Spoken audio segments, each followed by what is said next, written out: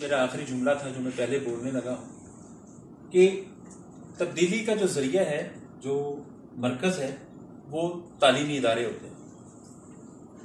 استاد جو ہیں، اساتذہ جو ہیں، ان کے اوپر یہ بھاری ذمہ داری ہے کہ یہاں پہ جو بھی بات کی گئی، شکایات پیدا ہوئی کہ جی کتاب سے دوری ہوئی، یہ ہوا، دس اینڈ دیٹ، تو میں ایک چھوٹی سی مثال دوں گا کہ اسرائیل جو ہے دنیا کا ایک چھوٹا سا ملک ہے. اسرائیل یہودیوں کی وہ واحد ریاست ہے. 2020 اور 21 میں آئی ٹی کے حوالے سے، یعنی انفارمیشن ٹیکنالوجی کے حوالے سے اسرائیل نمبر 1 پہ رہا، اور کتابوں کی اشاعت بھی ایک سال کے اندر وہاں 40 لاکھ کتابیں شائع ہوئی. تو اگر اس بات کو سامنے رکھا جائے کہ اسرائیل آئی ٹی میں سب سے آگے ہے تو پھر اسے کتابوں میں سب سے پیچھے ہونا چاہیے تھا. لیکن کتابوں میں بھی اس 40 لاکھ کتاب چھپی اور ان کی ٹوٹل آبادی بھی 1 کروڑ ہے. تو اگر 1 کروڑ کے ملک میں 40 لاکھ کتابیں چھپ سکتی ہیں تو 22 کروڑ کے ملک میں 2200 کتابیں تو چھپنی چاہیے. اور کتاب کا جو کلچر ہے اس کو پروموٹ کرنے کی ذمہ داری سب سے پہلے والدین کی ہے، اس کے بعد اساتذہ کی ہے. اللہ تعالیٰ میرے والد کی مغفرت فرمائے. مجھے آج تک یاد ہے کہ جب میں نے 5ویں کا بورڈ کا امتحان پاس کیا اور 8ویں کا کیا، اور جب میں نے 10ویں پاس کی، تو مجھے یاد ہے کہ میرے والد نے مجھے بہت سارے رسالے گفٹ کیے، اور مجھے چھوٹے چھوٹے سے پاکٹ سائز کے تھے. جب میں نے 5ویں پاس کی وہ میری جیب میں آ جاتی تھی وہ کتابیں، وہ کہانیوں کی کتابیں تھیں. اور اسی طرح جب میں نے میٹرک کی تو مجھے نسیم حجازی کے ناول گفٹ کیے گئے. تو والد سے یہ سفر شروع ہوتا ہے، اور پھر یہ استاد کی ذمہ داری ہے آگے کہ ہم ان کو کپ دیتے ہیں، ان کو میڈل دیتے ہیں، ان کو سرٹیفکیٹس دیتے ہیں، تو ساتھ ان کو کتاب بھی دیں، گفٹ کریں. اور دوسری بات یہ کہ ہر اسکول میں اور تمام کالجز میں ہر جمعے کو بزم ادب ہوتا ہے، ٹائم ٹیبل میں آفیشلی سرکاری لیٹر موجود ہے، اسکول ایجوکیشن ڈپارٹمنٹ کا بھی اور ہائر ایجوکیشن ڈپارٹمنٹ کا بھی. تو وہاں پہ بزم ادب میں استاد کا کام ہے کہ وہ اس بزم ادب میں آپ کو ایک کتاب دے دے لائبریری سے. اسٹوڈنٹ میں کتابیں کہانیوں کی بانٹ دے کہ آپ نے یہ کہانیاں پڑھ کے آنی ہے اور اگلے بزم ادب میں آپ نے یہاں کھڑے ہو کے کہانی سنانی ہے. تو آپ نے ریڈنگ پروموٹ کر دی، آپ نے کتاب کلچر سے بچے کو جوڑ دیا، لائبریری میں کتابوں کو دیمک لگنے سے بچا لیا، بچوں میں مطالعے کی عادت ڈال دی. اور پھر اگلا کام آپ نے کیا کیا کہ اگلے بزم ادب میں آپ نے بڑے بچوں کو کہا کہ جی آپ نے جو یہ کہانیاں سنی ہیں اب آپ نے اس پر ایک اور کہانی بنا کر لانی ہے. تو آپ نے لکھنے کا ذوق بھی پیدا کر دیا.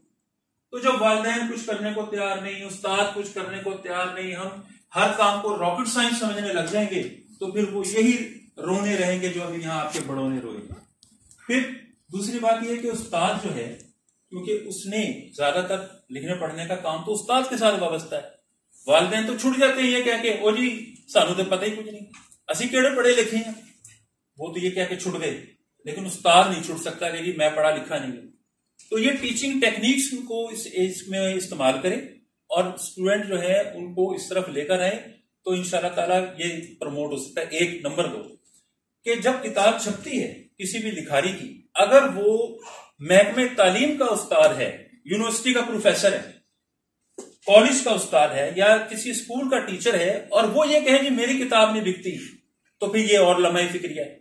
یار میرے 1 2 3 4 100 اسٹوڈنٹ ہیں میرے اسکول میں، میرے کالج میں، میرے یونیورسٹی میں، اور 300-400 اسٹوڈنٹ میں سے میں 30-40 کتابیں نہیں اپنی لکھوا سکتا. میں کس بات کا ٹیچر ہوں، پروفیسر ہوں، استاد ہوں.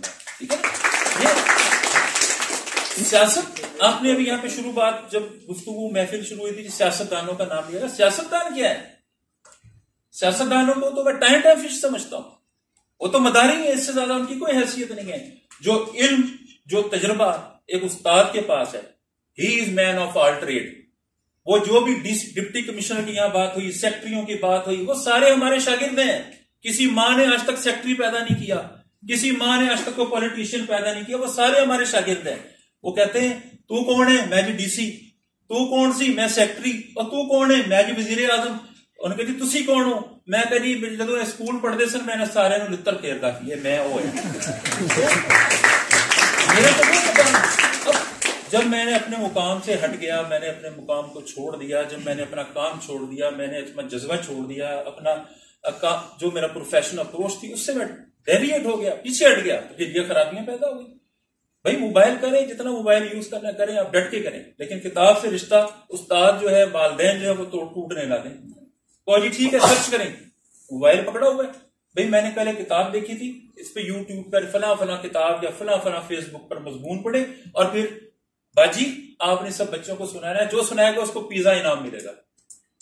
آپ ریلیٹ کر دیں مطالعے کے ساتھ، رائٹنگ کے ساتھ، حوصلہ افزائی کو اس کے ساتھ جوڑ دیں، تو والدین کا کام بھی آسان ہو جائے گا، استاد کا کام بھی آسان ہو جائے گا۔ اور یہ کیوں نہیں لکھیں گے؟ اب ہم کیا کرتے ہیں، اردو انگلش کے مضمونوں کو بھی رٹے مارتے ہیں ہمارے بچے، F A F S C کے، یہ تو چلو اسکول کے لگ رہے ہیں مجھے، جو F A F S C کے بچے کالجز کے اور بی اے کے، B A B S C کے اسٹوڈنٹ مضمون کو رٹا مار رہے ہیں۔ مجھے بڑی حیرت ہوتی ہے، میں کہتا ہوں یہ مضمون کو رٹا مار رہے ہیں۔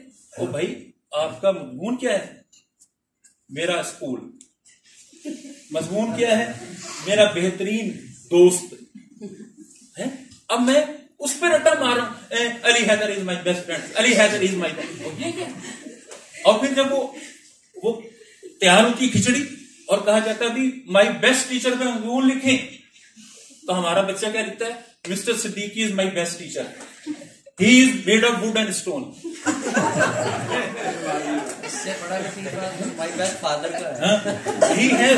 He has 4 legs and 1 tail, and we have brought this teacher from the bazaar. وہ اللہ کے بندو یار، میرا اب پبلک سروس کمیشن میں انٹرویو لینے جاتے ہیں، وہاں پہ گریڈ 17-18 کی ہم ریکروٹمنٹ کرتے ہیں، تو میں کئی دفعہ گیا ہوں میں انٹرویو لینے۔ آپ کیا ہیں جی؟ میں ایم ایس سی فزکس ہوں۔ اچھا یار فزکس کی ڈیفینیشن کریں۔ اب وہ سوچ رہا ہے فزکس کی ڈیفینیشن، ایم فل کر رہا ہوں جی، میں ایم فل اسکالر ہوں، میں پی ایچ ڈی ہوں۔ وہی کس سبجیکٹ میں پی ایچ ڈی؟ میں جی پلانٹ پیتھالوجی میں پی ایچ ڈی۔ پیتھالوجی کیا ہوتی ہے؟ اب وہ سوچ رہا ہے پیتھالوجی کیا ہوتی ہے؟ یہ ساری چیزیں وی آر ہیلڈ ریسپانسبل، ہم ذمہ دار ہیں۔ میں استاد ہوں تو میری ذمہ داری ہے، میں والد ہوں تو میری ذمہ داری ہے، پھر معاشرہ آتا ہے، پھر ادارے آتے ہیں۔ اور دوسری سر نے بڑی پیاری بات کی تھی حمید صاحب نے، کہ جو ہمارے گرد جو ایک جالا ہے، ایکچولی مجھے ایسے لگتا ہے کہ ہمارے گرد نا ایک مافیا ہے ہمارے پارلیمنٹ میں اور ہماری بیوروکریسی میں، اور ہمارے گرد نا کوئی مافیا ہے جو یہ نہیں چاہتا کہ دوبارہ ڈاکٹر عبد القدیر خان یہاں پیدا ہو جائے، یہاں کوئی دوبارہ عبدالسلام بن جائے، کوئی ایسا یہاں پہ کوئی ایسی چیز ہے۔ لیکن ابھی یہاں آخر میں یہ میڈم عروج نے بڑی پیاری بات کی کہ شکوہ ظلمت نہیں کرنا چاہیے۔ دیکھیں میں نے شکوہ ظلمت نہیں کیا، میں نے آپ کو سجیشن دی، استادوں کو، رائٹرز کو گائیڈ لائن دی کہ ایسے کر لے۔ اور اگلی بار میں رائٹر ہوں، میں نے کتاب لکھی، جب میں اپنی فیملی ممبرز کے پاس جاؤں، مجھے پتا میری فیملی ممبر میں کس ایج گروپ کے بچے ہیں، ان بچوں کے لیے میں ٹافیاں گولیاں لے کر جاؤں تو ساتھ ان کے لیے اسٹوری بک بھی لے جاؤں۔ میں پھپھا ہوں، خالو ہوں، چاچا ہوں، تایا ہوں، ماموں ہوں، کچھ بھی ہوں۔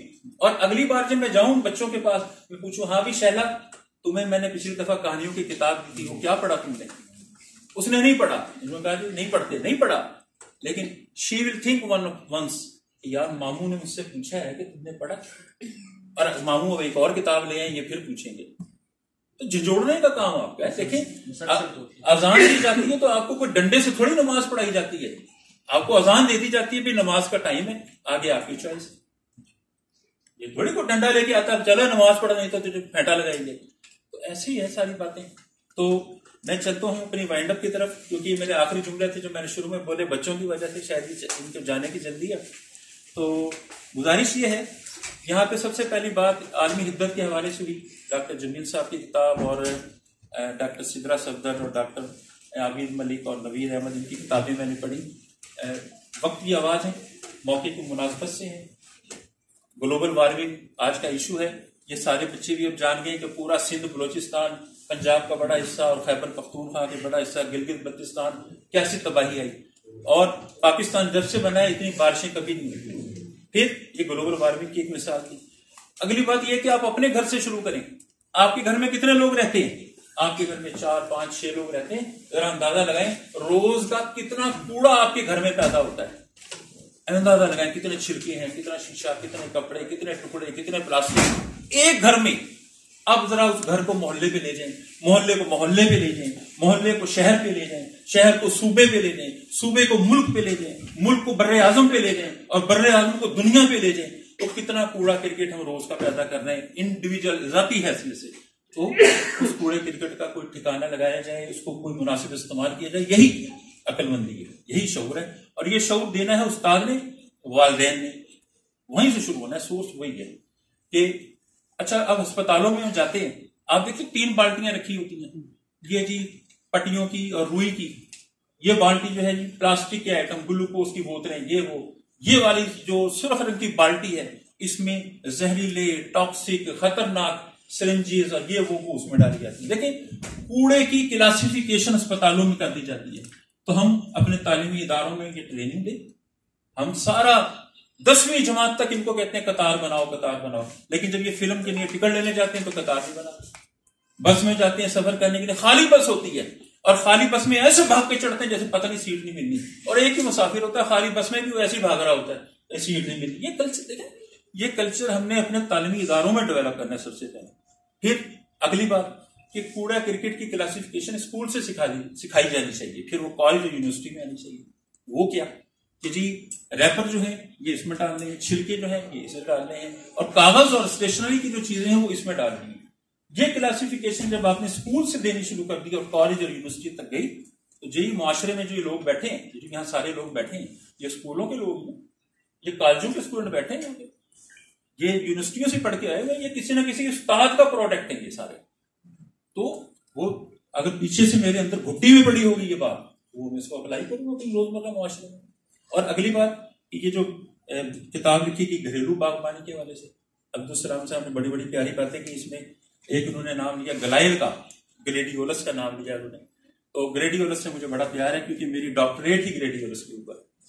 تو جب انہوں نے گلیڈیولس کہا تو میرے کان کھڑے ہوئے, میں تو یہ تو گلیڈیولس کا اردو نام میں نے رکھا, اس کو یورپ کے لوگ کہتے ہیں سوڈ لیلی. تو جب میرے پاس پرفارما آیا, پنجاب یونیورسٹی کے کنٹرولر نے مجھے کہا کہ اس پہ اردو میں بھی اپنا پی ایچ ڈی کا ٹائٹل لکھی, تو میں نے گلیڈیولس کا اردو ترجمہ کیا گل شمشیر. تو گل شمشیر سے پھر نوائے وقت میں 7 دسمبر 2010 کو نوائے وقت میں پورے رنگین پیج پہ ایگریکلچر کے وہ ٹائٹل شائع ہوا, پاکستان میں گل شمشیر کی کاشت کے طریقے اور بیماریوں سے بچاؤ کے تدارک کے طریقے وغیرہ بیان کیے گئے اس مضمون میں. تو وہ اردو ترجمہ کا فائدہ یہ ہوتا ہے کہ آپ کو یہ پتہ لگتا رہتا ہے کہ آپ کی اپنی زبان بھی پنپ رہی ہے. ایک بات. دوسری بات یہاں پہ لفظ بولا گیا تھرمومیٹر, ٹھیک ہے, کلائمیٹ, اسی طرح بہت سے کچھ اور لفظ بولے گئے. تو یاد رکھیں یہ بولنے میں انگریزی لفظ ہیں, لیکن ماخذ میں اوریجن میں یہ انگریزی نہیں ہے. اس پہ بہت سارے لفظ فرینچ ہیں, فرانسیسی ہیں, پرتگالی ہیں, یونانی ہیں, لاطینی ہیں. تو یہ بھی نہیں کہ ہم یہ اپنے اوپر سوال کر لیں کہ اوہو یہ تو انگریزی ہے تو اس کی میں نے اردو ترجمہ ہی کرنا ہے. نو نو. مثلاً یہاں اگر سائنس کے بچے بیٹھے ہیں, آرٹس والے بھی پڑھتے ہیں ڈی این اے. اب ڈی این اے ہے, ڈی آکسی رائبو نیوکلک ایسڈ کا اردو ترجمہ کرنا مناسب نہیں ہوگا.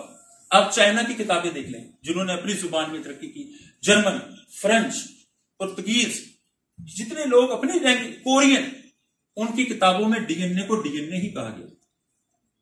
ٹھیک ہے, ترجمہ نہیں. تو جو سائنٹیفک, یہ نہیں کہ ہم ہر سائنسی چیز کا ترجمہ کرنے بیٹھ جائیں. ہاں, لیکن میں اس بات کو سمجھتا ہوں کہ اگر اغیار کو یہ حق حاصل ہے کہ وہ اپنی قومی زبان پر کام کریں, تو ہمیں بھی یہ حق حاصل ہے کہ ہم اپنی قومی زبان پہ کام کریں.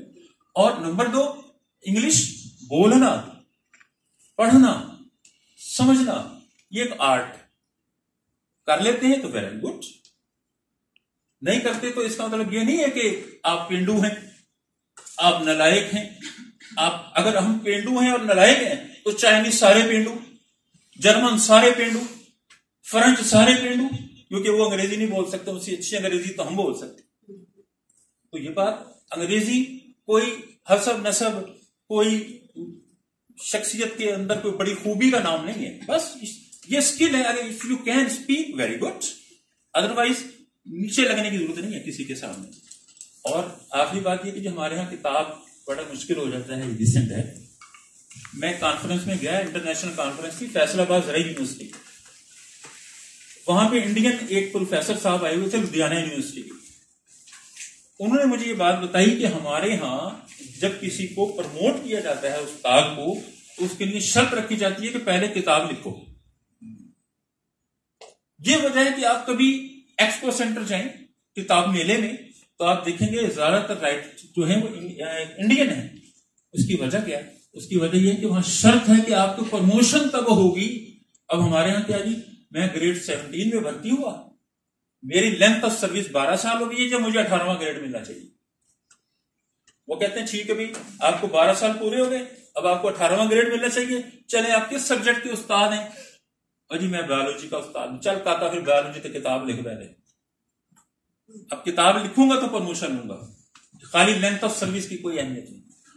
تو جب آپ یہ کلچر ڈیولپ کرتے ہیں اپنے سوسائٹی میں، اپنے معاشرے میں، تو لوگ پڑھیں گے، لکھیں گے، مجبور ہو جائیں گے. اب میں پروفیسر ہوں، میں نے کتاب لکھی پلانٹ پیتھولوجی کے، تو میں اپنے اسٹوڈنٹ جن کو پڑھاتا ہوں ایم ایس سی میں یا بی ایس سی میں یا ایم فل میں، تو میں اپنی کتاب نہیں ان کو لکھوا سکتا. یار چلو بھائی میری بک ڈپو فلاں بک ڈپو پہ میری کتاب رکھی ہے، وہ خریدو سارے.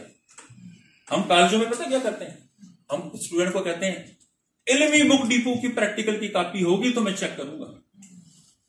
وہ علمی بک ڈپو نے کون سے میرے جناب کی بات یہ کہ میری پریکٹیکل کی کاپی چھاپی علمی بک ڈپو ہی ہے، تو میں نے کہا کہ وہ کاپی لاؤ گے تو میں سائن کروں گا. مجھے پتا ہے کہ 200 بچہ پری میڈیکل کا بیٹھا ہوا ہے، انہوں نے پری میڈیکل کی کتاب خریدنی ہے، کتنی پریکٹیکل کی کاپی، تو میری ایک سال میں 200 کاپیاں تو بک گئی. مسئلہ تو حل کیا، کون سی بات ہے جو مسئلہ ہے؟ بس بات یہ کہ ایک تو ہم خود مسئلہ حل نہیں کرنا چاہتے، دوسرا ہم نے اپنے اوپر وہ سوار کیے ہوئے جو مسائل پیدا کرتے ہیں، اور تیسری بات سر نے ڈپٹی ڈائریکٹر صاحب نے بڑی پیاری بات کی کہ ہم پولیٹیشین سے پوچھتے ہی نہیں ہیں. ہم کہتے ہیں گٹر بنا دے بھائی جی، ہاں جی تہاڈا ووٹ ہے جی. حالانکہ گٹر بنانے کا ایک محکمہ ہے، وہ ایم این ایم پی اے کا کام نہیں ہوتا گٹریں بنانا. وہ اللہ جانے کون سے ایم این ایم پی ہیں جو ووٹ لیتے ہیں جی میں گٹر بنا دوں، میں سڑک بنا دوں. سڑک بنانے کا تو ایک محکمہ ہے. تمہارا تو کام ہے لیجسلیشن، قانون سازی. تم ہماری آسانی کے لیے قانون بناؤ، یہ تیرا کام ہے. ادھر نہیں کو پوچھتا. بھائی میں چاہتا ہوں میرے بچے جو ہیں، میری بیٹیاں بس اسٹاپوں پہ کھڑی ہوتی ہیں، ایک بس چلے، اس روڈ پہ جتنی گرلز اسکول اور گرلز کالج ہیں ساری بچیاں اس میں چڑھ جائیں، جس کا اسکول کالج جاتا جائے وہ ڈراپ ہوتا ہے. یہ کریں گے آپ؟ یہ بات نہیں کرتے ہم. تو یہ اوٹ پٹانگ چیزیں، تو جب قومی ذہنی طور پر اوٹ پٹانگ ہوگی تو پھر کام بھی سارے اوٹ پٹانگ ہوں گے. لیکن جب ہمارے سوچنے کا، سمجھنے کا، بات کرنے کا زاویہ اور ہوگا تو پھر یہ والے مسائل جو ہیں یہ پیدا نہیں ہوں گے. اور اگلی بات میں اپنی بات کو سمیٹتے ہوئے کہ کورونا وائرس آیا تھا. کورونا وائرس ہمارے سب کے لیے تو عذاب تھا، لیکن اس دنیا کے لیے وہ بہت بڑی رحمت تھا. شمالی ہندوستان کے جو لوگ ہیں، شمالی ہندوستان کے لوگوں نے 35 سال بعد، یعنی ایک نسل 35 سال بعد شمالی انڈیا کے لوگوں نے اپنے گھر سے ماؤنٹ ایوریسٹ کو دیکھا. ورنہ اتنی آلودگی کہ وہ شمالی انڈیا کے رہنے والے لوگ ماؤنٹ ایوریسٹ دنیا کا سب سے اونچا پہاڑ نہیں انہیں نظر آتا تھا، حالانکہ وہ پڑوس میں 28,000 فٹ سے میٹر سے زیادہ اس کی بلندی ہے. لیکن کورونا کے دنوں میں وہ پہاڑ نظر آنے لگ گیا. کسی نے مضمون لکھا تھا کہ دنیا عارضی طور پر تعمیر کے لیے بند ہے. جنرل اسپتال دور چھوڑیں، جنرل اسپتال آپ اپنے لاہور میں چلیں، جنرل ہسپتال میں 80% وارڈ خالی ہو گئے تھے ایکسیڈنٹ کے. نو برین انجری، نو ہیڈ انجری، کسی کا گٹا گوڈا نہیں ٹوٹا. کیوں؟ ٹرانسپورٹ بند تھی. ٹھیک ہے نا؟ ایسے ریسورسز ہم ضائع کرتے ہیں، ایسے ریسورسز ہم اپنے جو ہیں ان کو پیسے جو ہیں اس طرف ادھر ادھر لگا کے اپنے آپ کو خراب کر دیتے ہیں. تو میری ریکویسٹ ہے کہ ہم شکوہ ظلمت والی میڈم اروج والی بات کہ ہم اپنے آپ کو، اپنی سوچ کو، اپنی فکر کو تھوڑا سا بدلیں تو ضرور تبدیلی آئے گی. تبدیلی کو سیاستدان نہیں لائے گا، تبدیلی کوئی اوپر سے نہیں آئے گی، تبدیلی کوئی نیچے سے نہیں آئے گی، تبدیلی اندر سے آئے گی. اور جو انڈیکیٹر ہے وہ تبدیلی کا انڈیکیٹر ہے کہ آپ کی سوچ اور فکر کا زاویہ بدل جائے. اور سوچ اور فکر کا زاویہ بدلنے والا جو آپ کے پاس دوائی ہے وہ آپ کا استاد ہے اسکول، کالج، یونیورسٹی کا، اور آپ کے والدین ہیں جنہوں نے آپ کو پیدا کیا. اور رہی بات قیمت کی، تو میں سمجھتا ہوں کہ اس حوالے سے جو ہمارے متعلقہ ادارے ہیں ان کو ضرور سوچنا چاہیے کہ جیسے اردو سائنس بورڈ ہے، مقتدرہ قومی زبان ہے یا اس طرح کے جو بھی، اور جو بچوں کے رسالے چھاپتے ہیں وہ ادارے، ان اداروں کو سبسڈی دی جائے. اگر کسان کو کھیت کے یہ کھادوں کے مد میں سبسڈی دی جا سکتی ہے تو پبلشرز کو بھی جو بچوں کے لیے چھاپ رہے ہیں، اسٹوڈنٹ کے لیے چھاپ رہے ہیں، ان کے لیے چھاپنے والے کاغذ پر سبسڈی دی جا سکتی ہے. ایک بات. اگلی بات کہ اردو سائنس بورڈ کی انتظامیہ سے بھی میں درخواست کروں گا اور جو مقتدرہ قومی زبان یا اس سے متعلقہ ادارے کہ آپ جب کوئی کتاب پلان کریں تو اس کا ایک مسودہ جو ہے وہ سیکٹری ہائر ایجوکیشن سے اور سیکٹری اسکول ایجوکیشن سے ضرور ڈسکس کیا گیا. پتھر مارتے رہے ہتھوڑی مارتے رہے آخر ایک وقت آئے گا کہ وہ سخت بادام کا چھلکا ٹوٹ ہی جائے گا. بیوروکریسی کی تو گوشت کی بنی ہوئی ہے نا، اور وہاں بھی کوئی ہو سکتا ہے بیوروکریٹ نہ ہو، وہاں بھی کوئی انسان آ گیا ہو، وہ انسان آپ کا کام کر دے. ٹھیک ہے. اور آپ کی لائبریری جو ہے، پنجاب میں 15,000 ہائی اور ہائر سیکنڈری اسکولز ہیں، تو 15,000 جگہوں پہ آپ کی کتاب لائبریری میں چلے گی. صرف لاہور میں 80 سے زیادہ یونیورسٹیز ہیں پرائیویٹ اور پبلک سیکٹر میں، تو آپ کے وہاں چلے گی. کالجز میں ہے، پورے پنجاب میں 770 کالجز ہیں، ان کالجز میں آپ کی بک لائبریری تک پہنچ گئی. آگے ٹیچر کا کام شروع ہو گیا، اس کتاب کو استعمال کروائے، یوٹیلائز کرو. پھر اگلی بات یہ کہ آپ نے اداروں میں کوآرڈینیشن کے لیے، دیکھیں میں اردو سائنس بورڈ کا بھی ڈائریکٹر ہوں، میں مقتدرہ قومی زبان میں ہوں، میں کسی اور ادارے سے وابستہ ہوں، میں HOD ہوں کسی کالج کا، میں پرنسپل ہوں کسی اسکول کا، یہ ہم اسٹیک ہولڈر ہیں سارے. تو اسٹیک ہولڈر کے درمیان کوآرڈینیشن کا کام شروع ہونا چاہیے. بسم اللہ کوئی بھی شروع کر دے، کسی اسکول کا ہیڈ ماسٹر شروع کر دے، کسی ہائر سیکنڈری کا پرنسپل شروع کر دے، کالج کا پرنسپل، یونیورسٹی کا وائس چانسلر، ڈائریکٹر صاحب، کوئی اور بسم اللہ کرے اور وہ کوآرڈینیشن سے کام شروع کر دے. 1 2 4 اور ایک ایک کر کے چلیں گے، قافلہ انشاءاللہ تعالیٰ بنتا جائے گا. اور جب کوآرڈینیشن ہوگی تو کتاب بکے گی بھی، چھپے گی بھی، نکلے گی بھی اور لکھی بھی جائے گی. اور اگلی بات یہ کہ، اور آخری بات یہ کہ میں اس شاندار تقریب کے انعقاد پر اور سب سے بڑھ کر یہ جو ہمارے رائٹر صاحبان تھے، جمیل احمد صاحب ہیں، ڈاکٹر جمیل احمد صاحب اور ڈاکٹر سدرا صفدر اور نوید احمد صاحب، ڈاکٹر ملک عابد محمود صاحب جن کی نمائندگی عبدالسلام خان صاحب نے کی، ان سب رائٹرز کو مبارکباد کہ ابتلا کے اس دور میں، مشکل کے اس دور میں انہوں نے یہ قلم اٹھایا، اور اردو سائنس بورڈ کی ہمت کو سلام کہ انہوں نے فنڈ نکالا اور ان کتابوں کو چھاپا. اور پھر اس کے بعد یہاں پہ منتظمین میں باقی جو شرکائے ہیں محفل ہیں، جیسے ڈاکٹر راشد صاحب ہیں، تسلیم جعفری ہیں، ڈاکٹر تنویر سرور صاحب ہیں، نوید مرزا صاحب مجھے نظر آ رہے ہیں، احسن گیلانی صاحب ہیں، احسن گیلانی صاحب سیلفی بھی لے رہے ہیں تاکہ ریکارڈ رہے. پھر عبدالسلام صاحب ہیں، ڈاکٹر فریحہ ہیں، اور منتظمین میں فاطمہ ہیں، شگفتہ ہیں، یہ ہماری میڈم کیا نام، فریحہ ہیں، عطیہ زارا ہیں، عطیہ زارا ہیں. یہ سب ان کا، اور سب سے بڑھ کر یہ جو نوجوان بیٹھے ہیں، اور اس سے بھی بڑھ کر یہ جو بچیاں بیٹھی ہیں، یہ آپ سب کا بہت بہت شکریہ کہ آپ سب یہاں تشریف لائے، آپ نے اس خوبصورت محفل کو سجایا اور آپ نے بڑے تحمل کے ساتھ اس ساری باتوں کو سنا.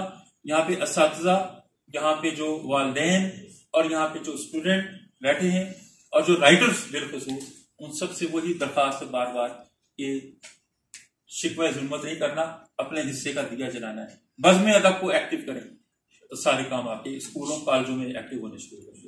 وآخر الدعوانا الحمدللہ رب العالمین. بہت شکریہ.